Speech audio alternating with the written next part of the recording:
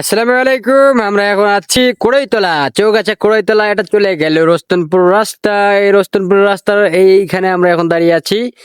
মাঠে দেখুন কত সুন্দর ধানগুলি, এখানকার ধানগুলি এত সুন্দর হয়েছে। আসলে এই ধানগুলি দীর্ঘদিন হয়ে গেছে রোপণ করা, সবকিছু সবুজ শ্যামলে ভরে গেছে। ধান অনেক সুন্দর হয়েছে। ওই যে সামনের দিকে দেখা যাচ্ছে রাহান সাহেবের ডিভাইন। এদিকে দেখা যাচ্ছে যে রাস্তা চলে গেল গুটি গুটি পায়ে। আমরা এদিকে যাচ্ছি কোড়াইতলা মুখ, কোড়াইতলা রাস্তা, এর সামনের দিকে কোড়াইতলা। আর এদিকে দেখুন ওইটা আমাদের আছে ফায়ার সার্ভিসের অফিস, ফায়ার সার্ভিসের অফিস। আর এখানে এটা ড্রাগন বাগান, এগুলো ড্রাগন হচ্ছে, ড্রাগন চাষ। সেখানে প্রচুর পরিমাণে খেজুর গাছ আছে। সামনের দিকে যদি দেখায় ওই যে পশ্চিম সাইডে, এখানে আছে আমাদের অটো ভাটা। সো অটো ভাটা, এখান থেকে এটা আমরা নিয়ে নিয়ে আমাদের ঘরগুলা করেছি। আর ও যে বড় ওই যে যেই মসজিদটি হয়েছে, সে মসজিদের গম্বুজ ওটা উপর মুখে উঠে গেছে, কয়তলা জানি না, অনেক উঁচু করতেছে। এখানে ওই যে সামনের দিকে দেখা যাচ্ছে কিছু ভাইরা কপির চারা দিচ্ছে, কপির চারা দিচ্ছে। আর এখানে নিচেই ধানের ক্ষেত, খুবই সুন্দর হয়েছে। সামনের দিকে মেহগনি বাগান।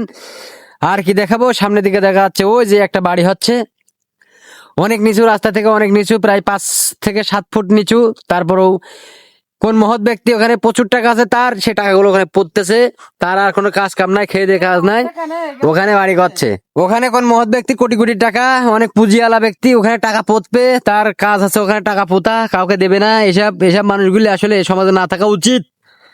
এরা এসব টাকা পোতবে, টাকা মানুষের দেবে না। টাকা আসলে সমাজে কাজে লাগাও, কিছু কিছু মানুষের দাও, না দিয়ে তোমরা এখানে পড়তেছো পতো। আর ওই যে একজনে কোন মহৎ ব্যক্তির এখানে মোটরসাইকেল রয়েছে, আমি চুরি করব।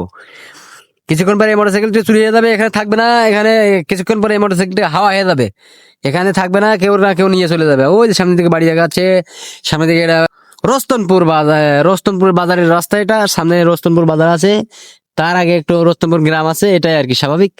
আর এইদিকে দেখুন মাঠ, এই যে আসলে ধানগুলি এত সুন্দর হয়েছে, খুব সুন্দর হয়েছে। আমাদের মাঠ, আমাদের যে মাঠটা, গ্রামের মাঠ, এত সুন্দর হয় নাই, কারণ ওখানে বৃষ্টির প্রচুর পরিমাণে বৃষ্টির কারণে ধান লাগাইতে দেরি হয়ে গেছে। এই জন্য আমাদের ধান এত সুন্দর হয় নাই। তো লাল আছে, আস্তে আস্তে হবে, ভালো হবে। আর এই যে দিকে দেখুন ওই যে বাড়ি হচ্ছে। আর একটা কোন মহৎ ব্যক্তি এখানে ফাঁকা মাঠে বাড়ি করছে। এখানে 1 শতক জমির দাম নাকি 7 লাখ, 8 লাখ, 9 লাখ, 12 লাখ, 15 লাখ, 18 লাখ টাকা পর্যন্ত। আসলে এত টাকা মানুষ করে পাচ্ছে যায় না। যতই টাকা হোক না কেন, মানুষ এই শহরের দিকে জমি কিনতেছে। মানুষের টাকা আল্লাহ তালা দিয়েছে, আল্লাহ তালার দান, টাকা পয়সা আল্লাহ তালাই দিচ্ছে। এই কারণে মানুষ এইসব জায়গায় বাড়ি করতেছে। কি আর করবে, এই যে দেখুন, যদি এখানে 10 ফুট নিচু হয়, 10 ফুট নিচু থেকে মানুষ হলে ভবন ভবন তৈরি করবে। কিসের জন্য বলতেছি, ওই যে সামনে তার প্রমাণ। ওখানে প্রায় 7, 8 ফুট, 9 ফুট নিচু, তারপরও সে ভবন তৈরি করতেছে, করতেছে না, কারণ তার টাকা আছে বেটা।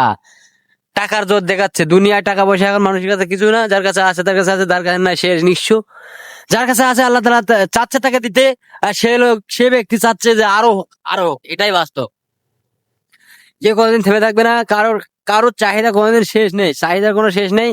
ওই যে ডিভাইন সেন্টার দেখা যাচ্ছে, আমাদের ডিভাইন সেন্টার। আর এদিকে সব খোলা মাঠ তো থাকবে না, সব জমি জায়গা জমি বিক্রি হয়ে যাচ্ছে। এই যে এইসব জমিগুলো এই যে ফেলে রেখেছে, কি পড়ে থাকবে, এখানে বাড়ি করবে।